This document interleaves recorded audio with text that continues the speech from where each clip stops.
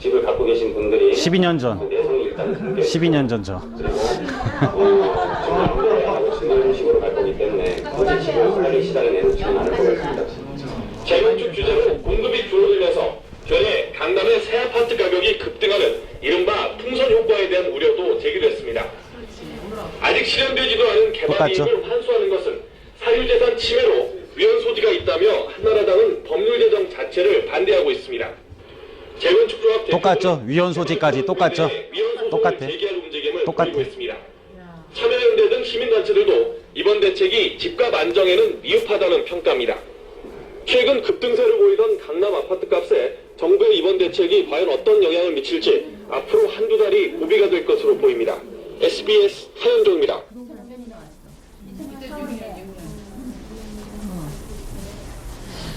핸드폰들 좀 꺼주세요. 아마 제가 더 바쁠 거예요. 지금이랑 생각해 보시면 되죠. 그쵸? 2006년도인데 지금 어떻게 돼 있어요? 2007년도 그때는 좀 줄었어. 2007년도 어떻게 됐지? 2007년도에 급등했죠. 급등했죠. 내일 맞잖아. 2008년도에 떨어졌다가 2009년도에 최고가를 쳐요, 보통. 2009년 3분기에.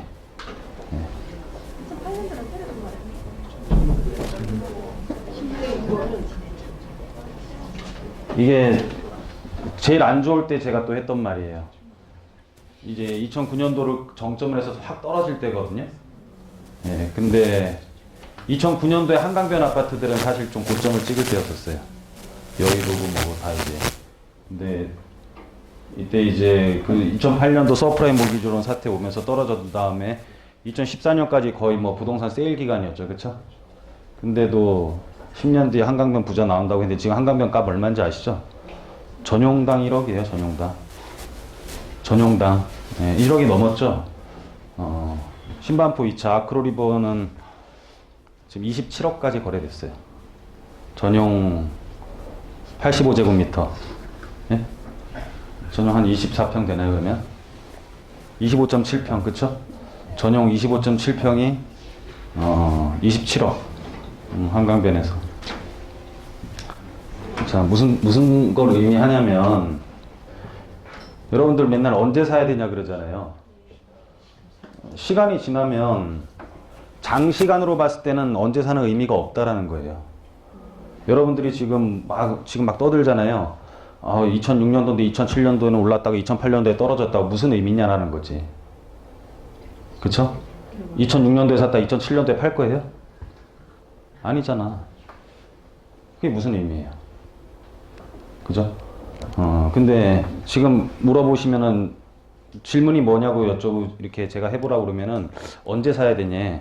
연세가 어떻게 되냐면 50 몇 세라 그런 거야. 그럼 50 몇 년 동안 언제 사야 되는지 아직도 몰랐냐? 예?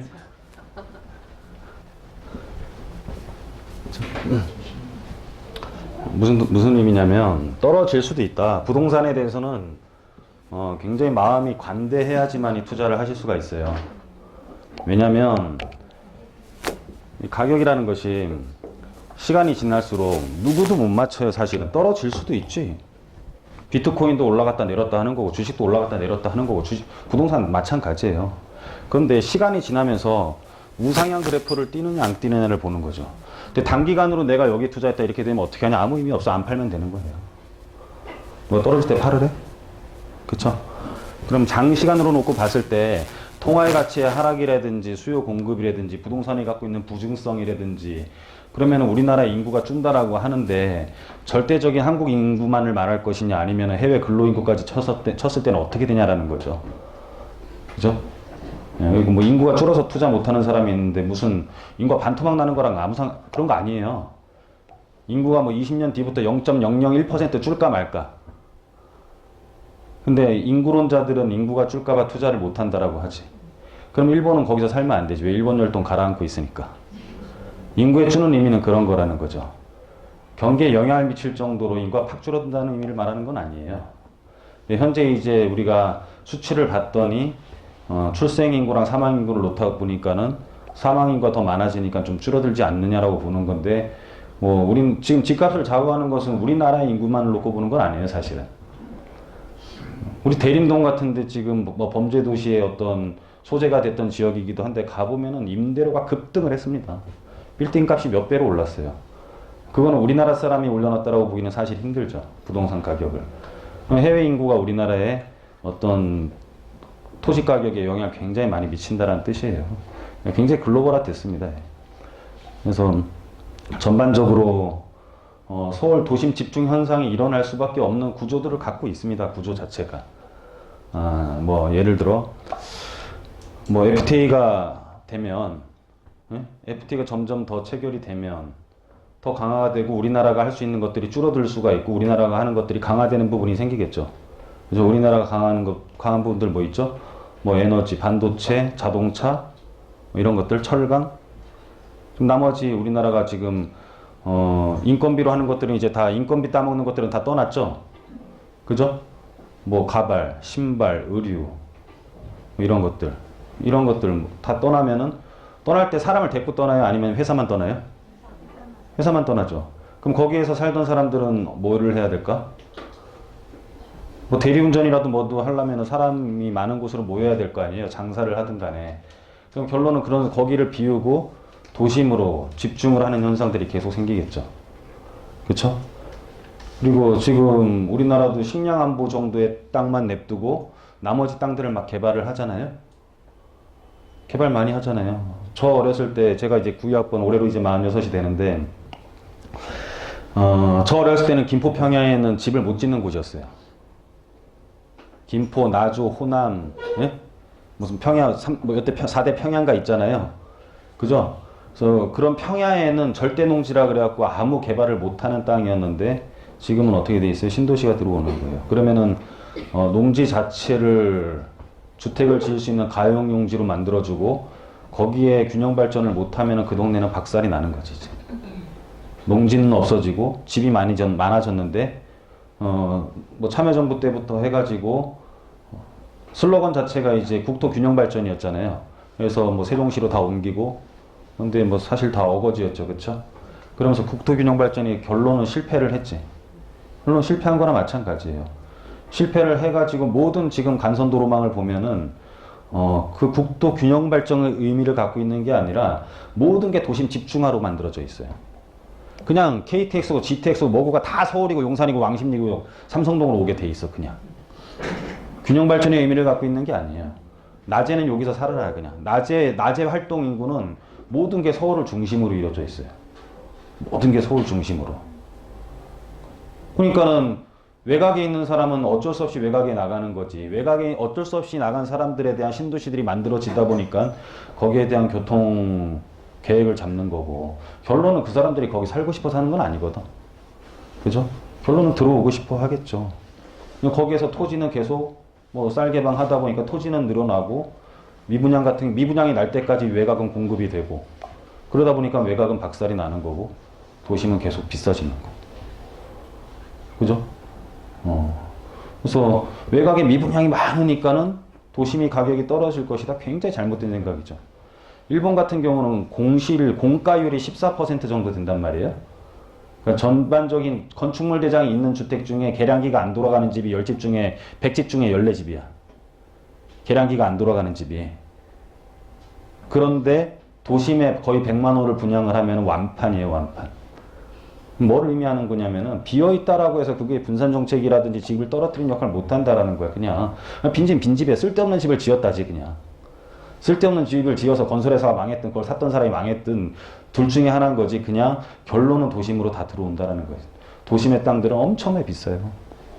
일본도 가보면은 월세 같은 경우는요, 일본 우리나라 물가 되게 비슷하잖아요.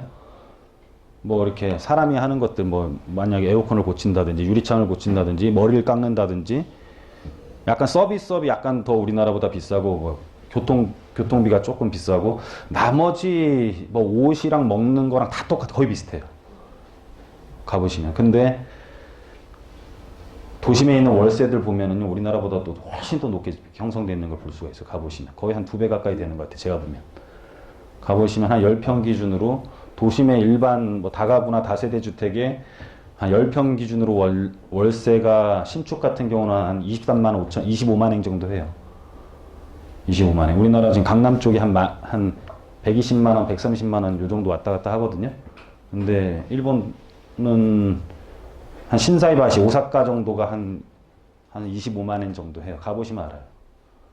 한 4평짜리가 우리나라 돈으로 한 9만 엔 정도 해요. 4평. 그것도 한 3, 40년에 지어진 게. 그래서 그 뭐 인구가 줄고 이런 것들은 걱정 안 하셔도 됩니다. 자, 오늘은 정식적인 세미나보다 그냥 저기 특집 방송 보신 거죠, 다들?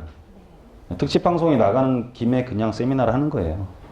그래서 오늘은 정식적으로 제가 뭘 가르쳐 드린 것보다 얼마 안 모였으니까 보통 세미나는 꽉 차거든요, 밖에까지. 아마 그 되게 어떻게 보면 운이 좋은 거고 저는 운이 나쁜 거고. 그죠?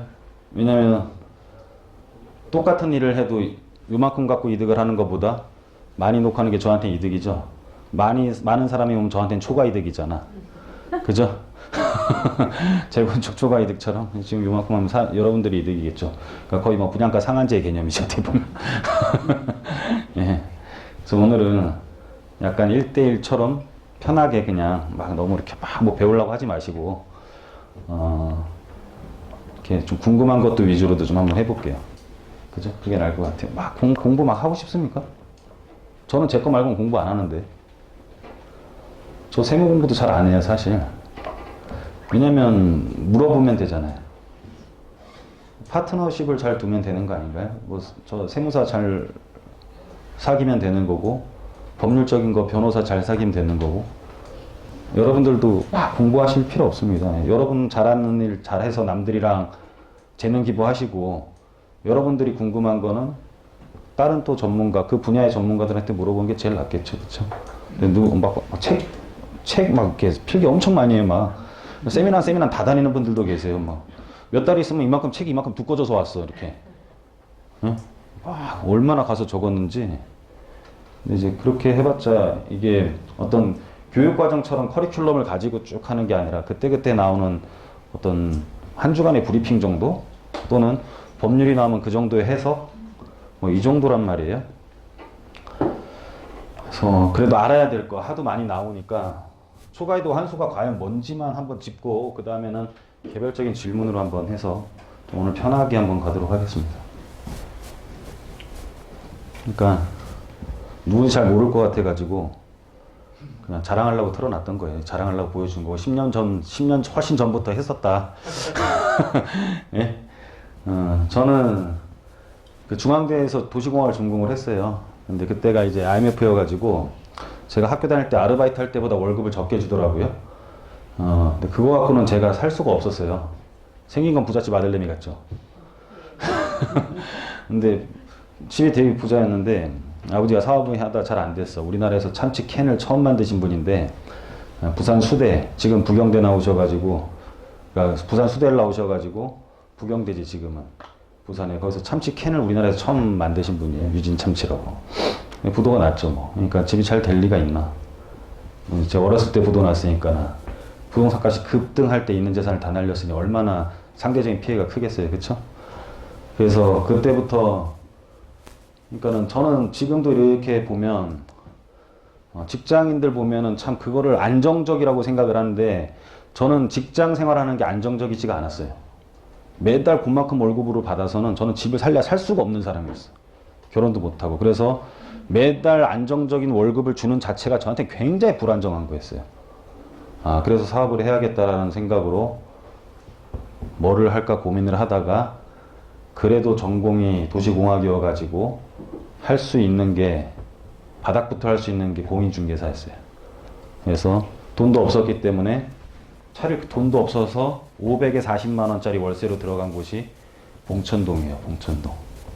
그래서 봉천동 거기 이제 봉천동이 재개발할 때, 봉천동 재개발 벽산 아파트 짓고 막 할 때쯤에, 그때쯤에 들어와서 재개발을 전문으로 하기 시작을 해요. 그러면서 이제 투자에 대한 게 뭔지 알게 됐고, 그래서 거기에 있는 것들을 계속 공부를 하면서 이제 점점 발전을 해가요. 재개발은 굉장히 어려운 게 많아요.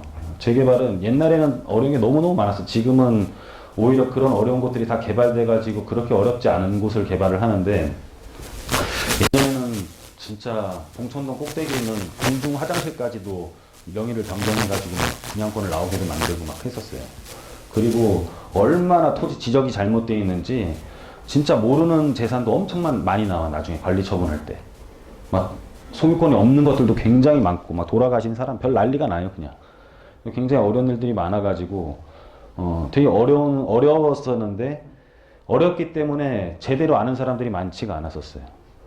제대로 아는 사람이 많지가 않아서 제가 어린 나이에 이제 그 나이가 그때가 이제 한 29살 정도 되는데, 그때 이제 모르는 거를 이렇게 물어보면, 동네에서 모르는 거를 물어보면 한 4명한테 물어봐요. 좀 오래된 부동산들한테 물어보면 얘기가 다 달라. 나온다고 하는데 나오는 이유도 또 다 달라. 그쵸? 무슨 소리냐면은 똑같은 질문을 했는데 4명이 다 다르다는 뜻은 한 명만 맞았거나 다 틀렸거나 둘 중에 하나죠. 그래서 그런 것들을 이제 그때는 건설교통부였죠. 건설교통부에서 지리회신을 해서 책자로 다 만들었어요. 책자로 다 만들어가지고 한 동네 등기부를 다 떼가지고 제 나름대로 관리처분을 다 해놨어. 그냥 순위를, 조합원 순위를 다 정해버렸어요. 공시지가, 대지평수 다 곱해가지고 그 금액은 틀리지만, 평가받을 금액은 틀리지만 순위는 맞출 수가 있잖아. 그죠? 그냥 공시지가 곱하기 대지평수를 해서 그 금액을 맞추면 이거는 권리가액이라는 뜻이 아니라 그 조합원들의 순위는 맞출 수 있잖아요. 그러면 그 사람이 몇 평을 가는지를 우리가 다 알 수가 있죠. 그렇게 해서 마지막에 이제 플랜카드를 이렇게, 우리 그때 은천길이라고 해갖고 이렇게 언덕길에 요런 저희 사무실이 이렇게 있었거든요. 이 언덕길엔 상가 사면 된다 안 된다, 이런 내리막 비탈길에는 안 돼. 이건 무조건 흐르는 거야. 그냥 상권이. 그죠? 우리 뭐 다운타운이라 그래갖고 물이 고이는 지역 있잖아요. 물이 고이는 지역이 상권도 형성이 돼요. 사람들도 여기에 모여. 이런 거는 무조건 흐르는 지역이에요. 500에 40만 원짜리인데 장사를 잘 됐겠어요, 안 되겠어요? 부동산 몫이지. 그쵸? 근데 우리나라 사람들 말을 엄청 잘 들어요. 여기다 대문짝만하게 진짜로 플랜카드에 써놨어요. 마지막에 들려야 할 부동산. 진짜 다 마지막에 와. 응? 그 마지막에 와가지고 이거 몇 평 갈라 그러는데 이런 물건을 봤다는 거야 막. 그러면 제가 순위가 다 알잖아요. 응? 그래서 이건 간다 못 간다를 결정하고, 이 사람이 이렇게 들어서 간다 그랬는데 해서 그 제가 지리회신을 받은 거를 다 보여주고 해가지고 그 어린 나이에 거의 계약률이 100%였어요. 100%. 그래갖고 그렇게 하다